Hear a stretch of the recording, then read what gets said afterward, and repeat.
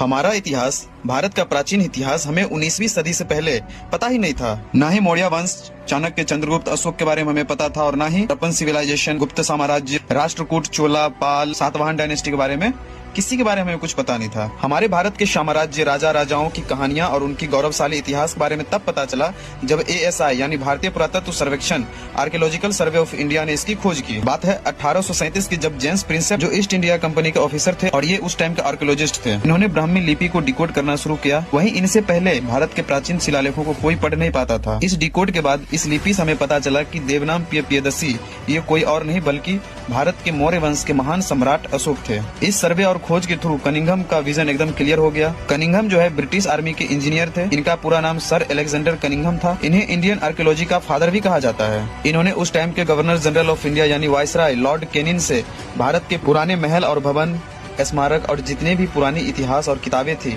उनको सहेजने के बारे में लॉर्ड केनिन को एडवाइस किया और फिर 1861 में ASI की स्थापना हुई। ये गवर्नमेंट का हिस्सा बना और 1871 में अलेक्जेंडर कनिंघम ASI के डायरेक्टर जनरल बने। उस टाइम कनिंघम खुदाई और रिसर्च में 17वीं सेंचुरी के चीनी यात्री हेंत्सांग के बहुत सारे डायरीज और उनके एविडेंस के बेस पर की। फिर चाइनीज मोंग के ट्रैवलिंग के थ्रू जिन जिन जगहों पे बौद्ध मठों की स्थापना की गई थी उसके थ्रू सारनाथ, सांची और तक्षशिला जैसे शहरों की खोज कर पाए। उसके बाद 1902 में जॉन मार्शल इंडिया आए थे। उसके बाद यहाँ की खुदाई और रिसर्च की प्रक्रिया को साइंटिफिक मेथड पे शिफ्ट करना शुरू किया और फिर 1921 में हड़प्पन सिविलाइजेशन की खोज हुई।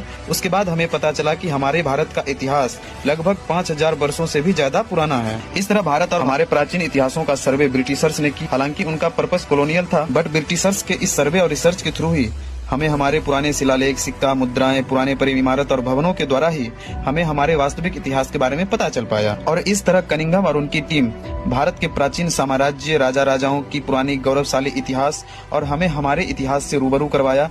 नहीं तो आज भी हम पुराने इतिहास और किंवदंती कहानियों में ही इस तरह की कहानी सुन रहे होते।